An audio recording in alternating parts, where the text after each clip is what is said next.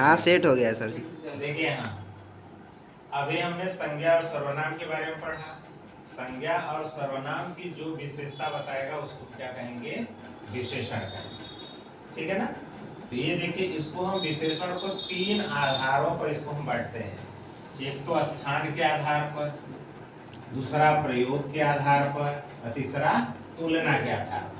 तो पहले हम स्थान के आधार पर हम देखें तो स्थान के आधार पर विशेषण को दो भागों में बांटा गया है। पहला है अंग्रेजी में जैसे हम कहते हैं सब्जेक्ट और एक प्रेडिकेट। तो सब्जेक्ट का मतलब उद्देश्य, तो यहाँ हम उद्देश्य, दूसरा क्या है विधेय। उद्देश्य के अंतर्गत हम लोग ऐसे शब्द मतलब विशेषण का वह रूप है जिसमें ये विशेष से पहले, है ना, विशेष से पहले जो है विशेषण आता है। तो ये देखिए आम क्या है, जैसे हमने मीठा आम, ये देखिए विशेष से आम है, विशेष आम है, उसके पहले मीठा शब्द उसकी विशेषता बता रहा है। अगर विशेषण शब्द विशेष से पहले आता है तो वो उद्देश्य होगा। अगर वही विशेषण शब्द विशेष के बाद आता है तो विधेय होगा। ठीक, जैसे देखिए लड़का, जैसे यह लड़का मोटा है, तो लड़का विशेष से है और मोटा उसकी विशेषता है ना।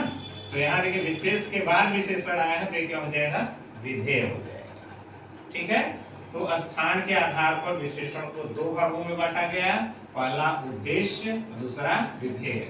उद्देश्य मतलब ये जो है विशेष से पहले आता है। अगर विशेषण शब्द विशेष से पहले आए तो उद्देश्य है, विशेष के बाद आए तो विधेय है।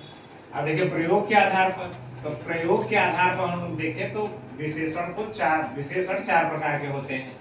प्रयोग के आधार पर विशेषण चार प्रकार के होते हैं। एक गुणवाचक विशेषण, दूसरा संख्यावाचक विशेषण, तीसरा परिमाणवाचक विशेषण और चौथा सर्वनामिक विशेषण।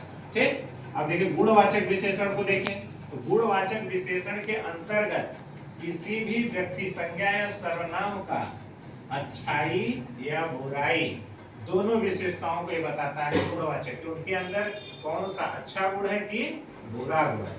ठीक है, तो दोनों की विशेषता जो बताया वो गुणवाचक विशेषण है। ठीक है, अब देखिए दूसरा आता है, इसके कोई भेद नहीं। अब यहाँ देखिए संख्यावाचक विशेषण। अब संख्यावाचक विशेषण को तीन भागों में बांटा गया है। संख्या को हम अगर दर्शाना है तो हम एक या तो निश्चित संख्या को दिखाएंगे या अनिश्चित या अपूर्णांक के रूप में व्यक्त कर सकते हैं। तो उसी प्रकार संख्यावाचक विशेषण को तीन भागों में बांटा गया।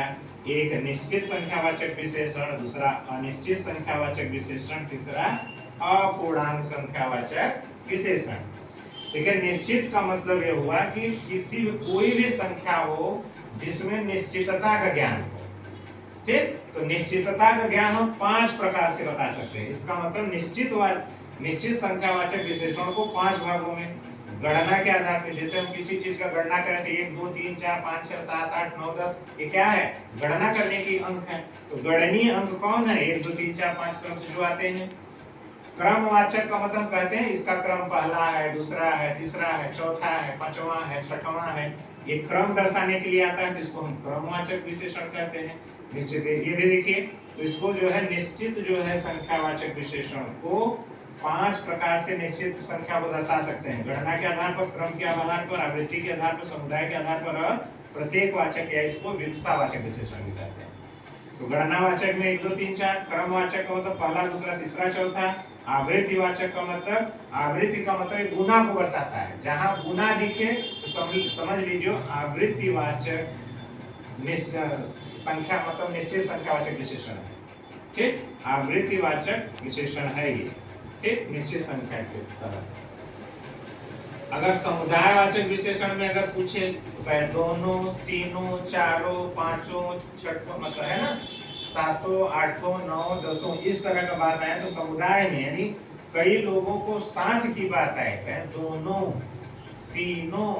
ठीक, ये समुदाय को एक साथ प्रदर्शित करता है, इसलिए हम इसको समुदायवाचक निश्चित विशेषण कहते हैं। ठीक है, अब यहाँ देखिए, अब फिर आ जाता है आपका प्रत्येकवाचक। प्रत्येक का मतलब सबको अलग अलग, जैसे कहा हर एक या हर दो, हर तीन। ठीक, इस प्रकार हमने देखा कि निश्चित संख्यावाचक विशेषण को पांच प्रकार से दर्शा सकते हैं। गणनावाचक, क्रमवाचक, आवृत्तिवाचक, समुदायवाचक और प्रत्येकवाचक या विशेषणवाचक। ठीक, अब हम आते हैं परिमाण। तीसरा है परिमाणवाचक विशेषण। तो परिमाण का मतलब होता है कि परिमाण में जैसे कोई वजन चीज हो जिसमें भार हो, ठीक, तो वो है परिमाण। तो परिमाण भी दो प्रकार का होता है, जिससे निश्चित हो वो निश्चयवाचक, निश्चित जो है परिमाणवाचक विशेषण कहलाता है। जिससे पता, जैसे हम कहें 2 किलो चीनी दे दीजिए तो निश्चित है, 50 ग्राम घी दे दीजिए तो निश्चित है, 5 लीटर दूध दे दीजिए तो इससे निश्चित है कि इतना मांगा जा रहा है। लेकिन कहा जाए कि अगर कुछ चीनी दे दीजिए तब पता है, थोड़ा सा चाय दे दीजिए तो इसकी क्या निश्चितता पता हो रहा है, मतलब अनिश्चित है कितना, है ना। तो जहां कुछ, अधिक, ज्यादा, कम, थोड़ा, बहुत, इन शब्दों का प्रयोग आए वहां अनिश्चित परिमाणवाचक विशेषण होगा। ठीक है, वहां निश्चित संख्या का ज्ञान न हो, क्योंकि यहाँ देखिए कोई भी शब्द से निश्चित संख्या ज्ञान नहीं हो रहा है। अब देखिए सार्वनामिक विशेषण। तो सार्वनामिक विशेषण को हमने यहाँ लिखा, देखिए जब किसी सर्वनाम, जब किसी सर्वनाम का मौलिक या यौगिक रूप, जब किसी सर्वनाम का मौलिक या यौगिक, हमने बताया ना सर, सर्वनाम को दो प्रकार से दर्शा सकते थे हम लोग, एक मौलिक सर्वनाम, दूसरा यौगिक सर्वनाम। मौलिक सर्वनामों की संख्या 11 है। ठीक, और मौलिक सर्वनाम जब अपने रूप में परिवर्तन कर देते हैं, एक वचन द्विवचन को अलग अलग उसी के रूप द्वारा दर्शाया जाता है, तो वहां जो वो क्या कहलाता है, यौगिक सर्वनाम। ठीक है, तो करा जब इसमें दोनों का प्रयोग होगा सार्वनामिक, जब किसी सर्वनाम का मौलिक या यौगिक रूप किसी संज्ञा के पहले आकर उसके क्षेत्र को सीमित कर दे। ठीक, किसी सर्वनाम का मौलिक या यौगिक रूप किसी संज्ञा के पहले आकर उसके क्षेत्र को सीमित कर दे तो वह सर्वनाम न रहकर सार्वनामिक विशेषण कहलाता है। जैसे करा यह, देखिए यह शब्द एक ऐसा सर्वनाम, यह जो है सर्वनाम है ना, मौलिक है कि यौगिक, यह वह, ये क्या है, मौलिक सर्वनाम है। ठीक, और गाय क्या है, संज्ञा है, गाय क्या है, संज्ञा है, तो संज्ञा के पहले मौलिक सर्वनाम आ गया। लड़का क्या है, संज्ञा है, संज्ञा के पहले मौलिक सर्वनाम आ गया। यहाँ देखिए हमने कहा किसी भी संज्ञा के पहले मौलिक या यौगिक सर्वनाम आकर उसके क्षेत्र को सीमित कर दे। ठीक, अब ये कह रहा है कि यह गाय मीठा दूध देती है, तो गाय का क्षेत्र क्या हो गया, सीमित हो गया।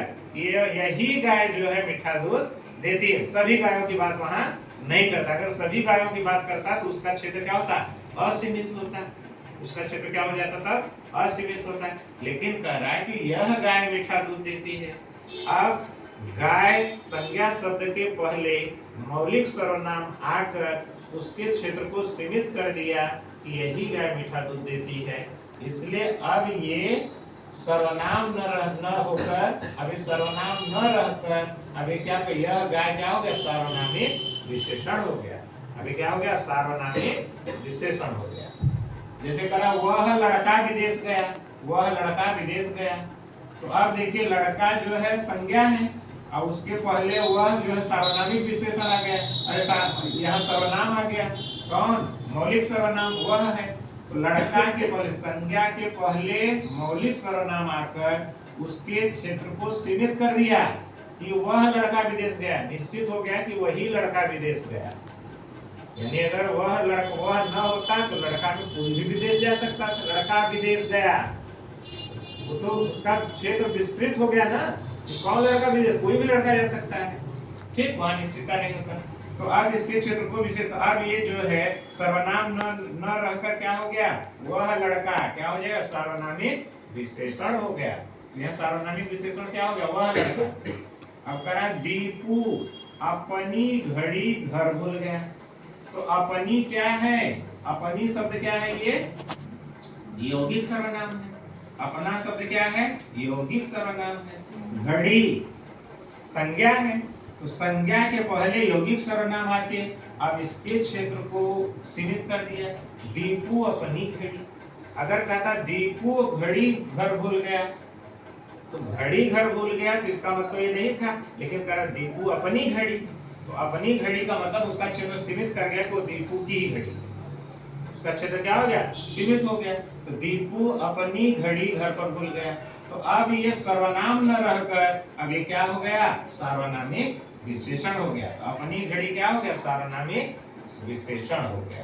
ठीक, अब यहाँ देखिए तुलना के आधार पर हम देखें, तुलना के आधार पर जो है ये विशेषण को 3 भेद हैं, मूलावस्था, उत्तरावस्था, उत्तमावस्था। अंग्रेजी में इसको क्या कहते हैं, पॉजिटिव, अंग्रेजी में इसको डिग्री कहते हैं, पॉजिटिव डिग्री, सुपर मतलब कंपैरेटिव डिग्री और सुपरलेटिव डिग्री। पॉजिटिव डिग्री में साधारण वाक्य होते हैं, कंपैरेटिव में तुलना किया जाता है 2 व्यक्तियों का, सुपरलेटिव में जो है सबसे तुलना, 2 से अधिक व्यक्तियों से तुलना किया जाता है। 2 या 2 से अधिक व्यक्तियों से मतलब 2 से अधिक से अगर तुलना की जाए तो वो उत्तमावस्था हो गया। अगर साधारण व्यक्ति, साधारण बात करते हैं, एक ही व्यक्ति की बात करता है, जैसे वो मूलावस्था है। जैसे मोहन अच्छा लड़का है, केवल मोहन की बात कर रहा है, मोहन अच्छा लड़का है।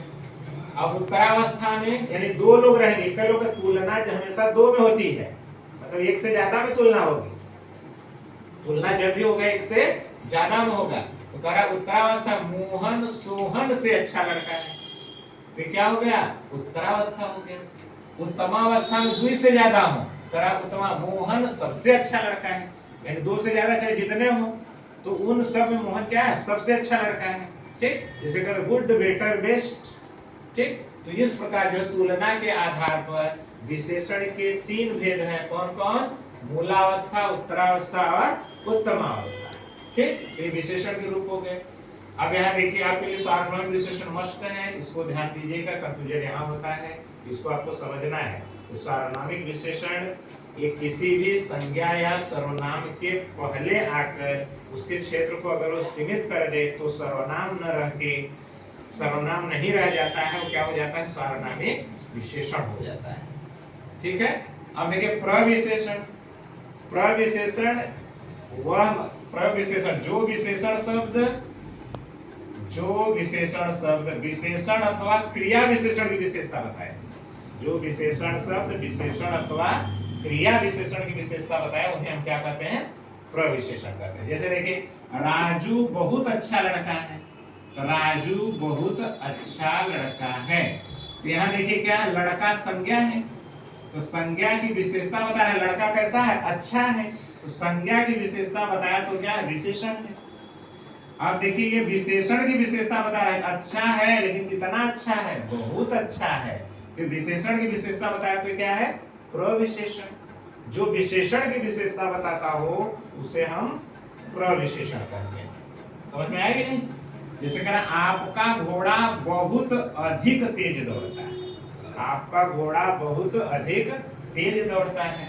आपका घोड़ा, अब यहाँ देखिए दौड़ना क्या है भाई, क्रिया है, दौड़ना क्या है। अब देखिए क्रिया की विशेषता बताएगा तो क्या हो जाएगा, वो क्रिया विशेषण। तो दौड़ता है क्रिया है, कैसे दौड़ता है, तेज दौड़ता है, तो तेज क्या है, क्रिया की विशेषता बता रहा है, यानी क्रिया क्या हो रही है, तेज, दौड़ने का काम क्या हो रहा है, तेज हो रहा है। ठीक, क्रिया विशेषण। अब देखिए क्रिया विशेषण की बता रहा है, तेज तो दौड़ रहा है, तेज में भी कैसा, अधिक तेज, तो तेज यानी क्रिया विशेषण की विशेषता बता रहा है, तभी वो प्रविशेषण है। ठीक है ना, और अधिक, बहुत अधिक।